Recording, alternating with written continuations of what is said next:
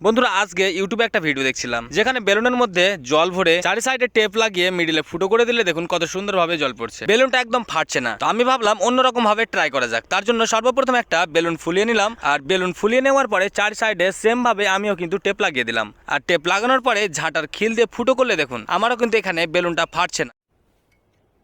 এবার স্টার্ট।